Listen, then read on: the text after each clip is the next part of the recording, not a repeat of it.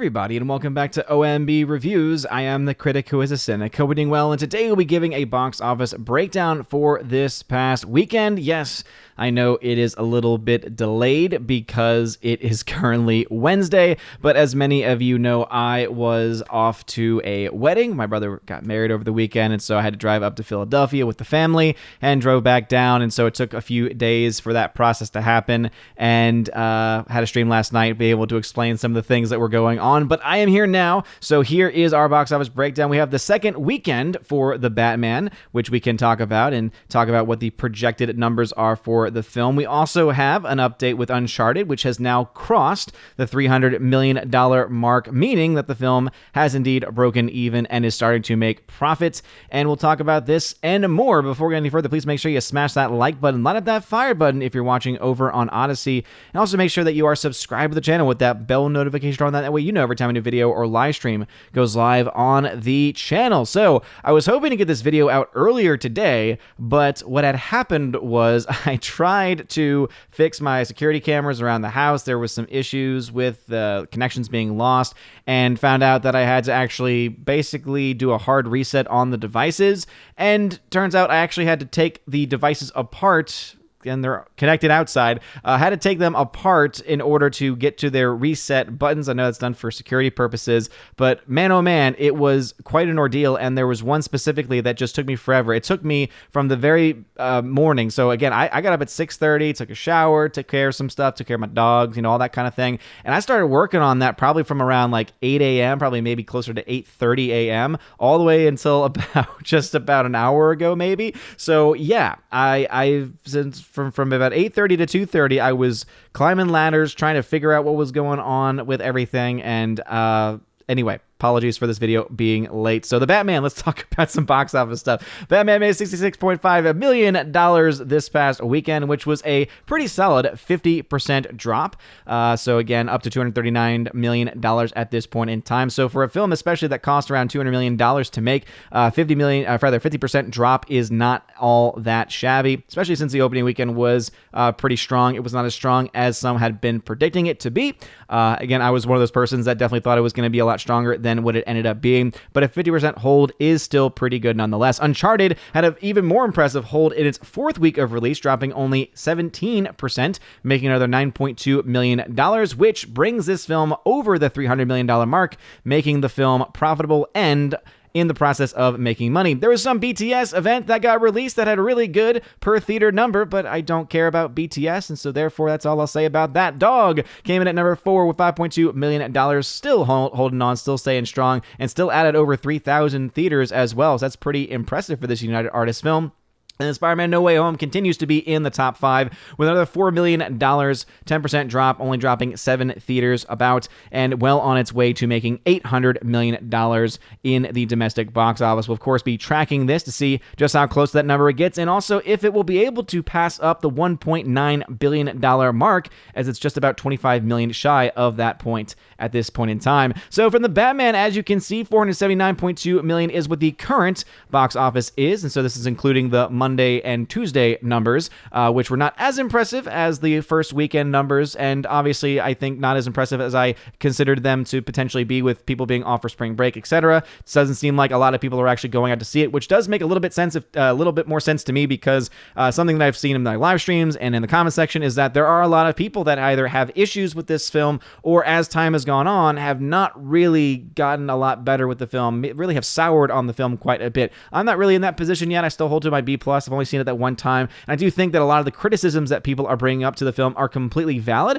especially with certain comments that certain characters make, but then also the characterizations themselves, with Paul Dano coming out apparently and making some comment about how he was told that his character was supposed to be an incel, so the fact that that word was maybe actually used in direction, I think that and adding all to that to everything else going on in the film, and other things surrounding the film. I definitely think that there is a lot of things to criticize for sure, but I still hold to the fact that I found it to be a pretty fun, entertaining movie, and I thoroughly enjoyed many of the characters, most especially of all, Colin Farrell as Penguin, who I thought was really kind of a standout performer in this way. So the Batman, though, still making some money. It, of course, is still yet to release in China. It's expected to release in China this coming weekend, which will get more money for Warner Brothers and will give millions upon millions of dollars more to communist China, and the CCP, I'm sure, will use that money to continue their human rights violations, killing people and basically treating people like modern day slaves. But we just sit back and just do nothing and say nothing, all the while talking about Ukraine and justice for Ukraine and how the human rights violations of Russia are so terrible. Again, the hypocrisy is truly remarkable at this point. Again, though, a studio is willing to withhold their films from Russia, where they're not really expected to make all that much money from that market.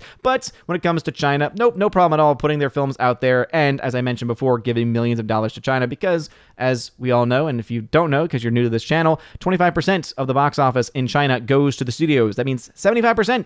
So if you have a $100 million film, or rather a film does $100 million in China, 75 million of that doesn't go to the people of China. It goes to the Communist Party. And we all know what they do with their money. Uncharted is another film set to have a release in China as well, as up to $303.6 million. So another Sony success story. Sony's really been one of the stronger studios over the pandemic era, especially as we move past the pandemic era, as at least many of us are trying to. I'm sure that won't stop, the people in charge and government trying to keep us back for as long as they can. But Uncharted, $303.6 million, making this film profitable, now about $2 million or so in net gain profits, and will likely make a little bit more to boot as well. Spider-Man No Way Home up to $1.876 billion, so well on its way to $1.9 billion. We'll see just how close it gets. It has been out for a long time now, so it's kind of running out of room in order for it to make that extra bit of money. But I would say that with it still making around $4 million domestically for a weekend, I think $800 million domestically is definitely in the cards, and I would say if that happens, that means this goes to $880 at least, and all you really need is a few $1,000,000 here and there from other communities and from our areas of the world, and you get to 1.9. I think it's definitely possible. Dog, $54.9 million, doing quite well, as you can see here. Again, it broke even not a couple weeks back, but still making some profits. Death on the Nile still not making money really anywhere. $124.9 million for this film, which cost $90 million to make. So again, it's nowhere clear and nowhere near its break-even number. Sing 2 continues to do pretty well. Again, still been out for a very long time, almost as long, around about as long as Spider-Man No Way Home, and continuing to make money as well. Scream 5 pretty much has halted at this point, but just wanted to update that because I know some people care about that number. Cyrano continues to do nothing, $5 million. Oof, box office flop there. West Side Story, also major box office flop. Moonfall, one of the largest box office flops of all time. Again, one of the biggest ones, at least of this year. Maybe not of all time, but at least of this year. It is definitely going to be giving other films a run for its money. Jackass Forever, around $72.5 million. And the film Marry Me has slowed down so much that I would say breaking even at the box office is pretty much an impossibility at this point in time. Going to the charts, because we all love charts on the channel. Yeah, let's talk about some charts. Let's talk about some shots, Ian Asgard. Really, there's only one film to talk about, and that's The Batman, which made $465.7 million by the end of its second weekend. And so, therefore, you take those numbers and you take into account most films compared to their first 2 weeks in their entire run. Their first 2 weeks usually account for either 50% of their box office, so they're able to double what they make in the first 2 weeks, or they slow down so much that the first 2 weeks account for the vast majority of their box office, roughly around 70%. So my projections for the film, The Batman, are that it'll make somewhere between $665 million and $931.4 million in the best case scenario. Obviously, I think that the film's getting to that 931 is not as likely. I think a lot of that's going to depend on how well or not well the film does in China, so we'll of course be following that as the days go by.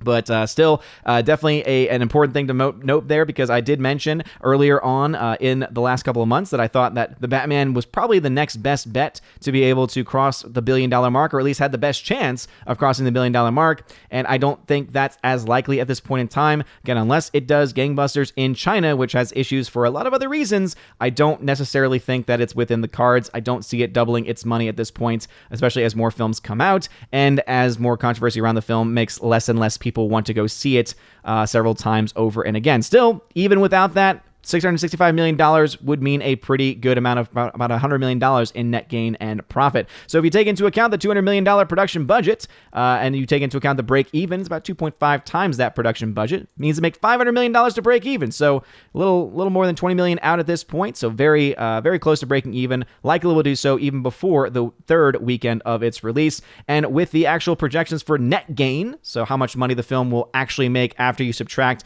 any marketing cost and your typical marketing cost and any budget cost, etc., the film will make around $100 million at least, and could make as much as $258 million if it reaches closer to that $1 billion mark.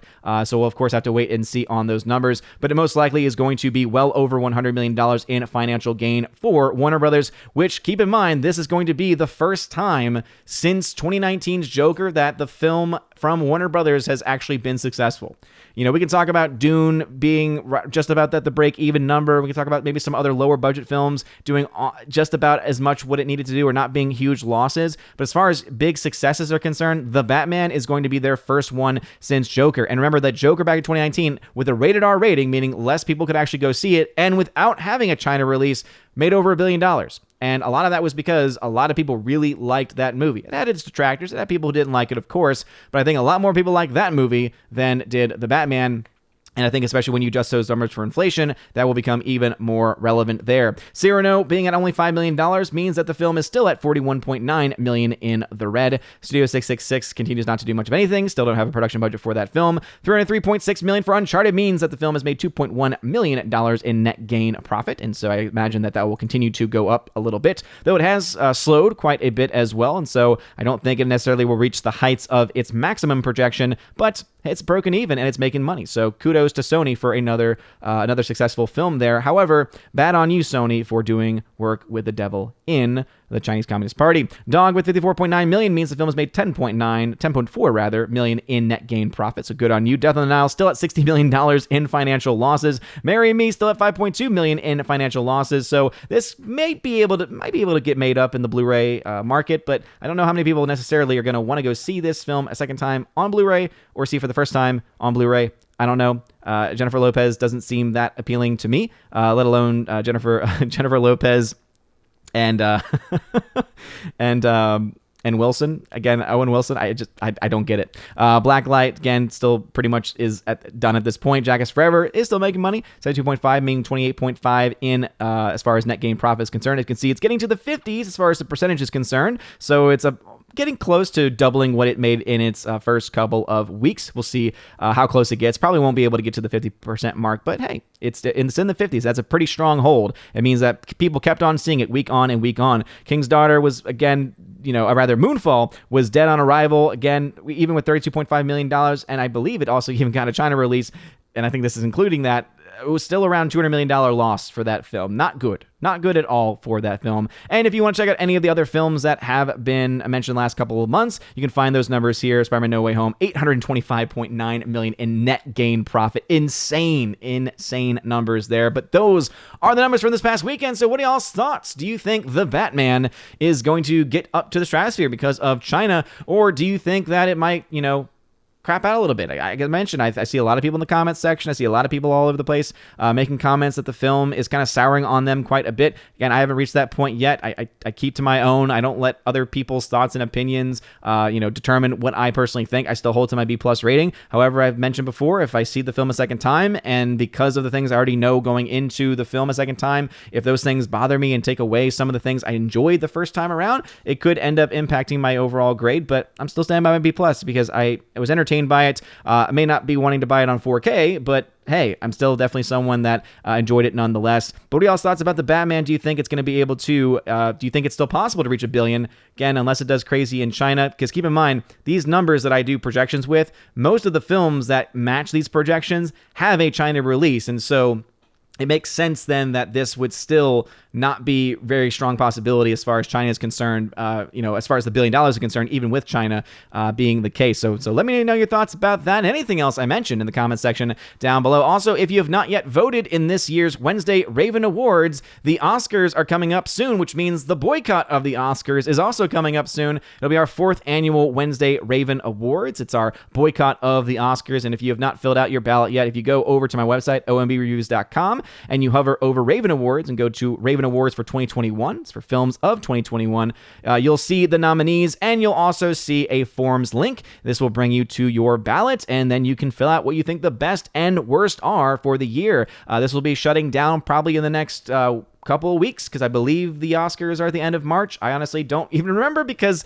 that just shows you how little I and so many others just care about the Oscars, or don't care about the Oscars at this point. But anyway, if you have not voted yet, check out my website and go ahead and submit your ballot there. You guys are all amazing and beautiful people. Hope you all have a wonderful rest of your day. And as always, God bless.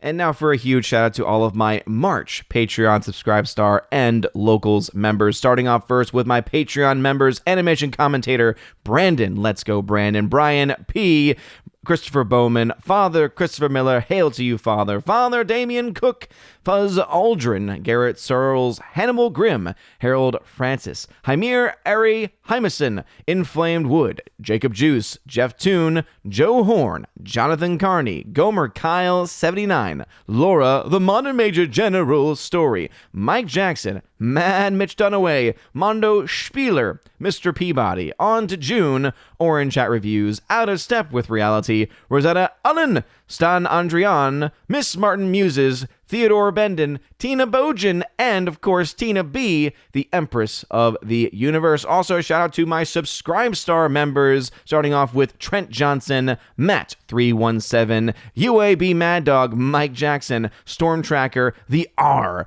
Nosferatu Gatsu, Stan 4, John B, Mr. Roy, Glinzer, J. Alex McCarthy Jr., Dean Heiss / the new number 2, J-Rod the Beer Guru, and ZK Man. And a final shout out to my Locals members, Kara Tharp, UAB Mad Dog, Mike Jackson, and Robert Barnes. And lastly, a huge shout out to my newest Locals member, Brett D90. Thanks, man. Thank you all so very much for being supporters, monthly supporters of the channel. And if you want your name shouted out at the end of every single live stream and every single video, please check out the pinned, the very top link in the video description. It is noted as the Willow link there. It'll bring you to basically a link tree of all the different places that you can support on Patreon, Subscribe Star, or on Locals. And also there are other tiers that you can get access to as well, including an Army of Asgard level where you get not only the shout out, but you also get access to a giveaways channel that I have on my Discord, where you get offers of giveaways, or rather you get access to giveaways of 4K titles, Blu-rays, digital codes, all kinds of stuff, steelbooks. It's just, I'm giving away stuff all the time over there, and it's a lot of fun as well. So go check that out if you're interested. There's also the Keeper of the Bifrost level, which is the higher level up than that, and you get everything from the previous tiers. Plus, you get access to a once or twice a month podcast that I do with John the Flick Pick Flickinger, where you get to ask us Q&A, right? You get to ask us questions,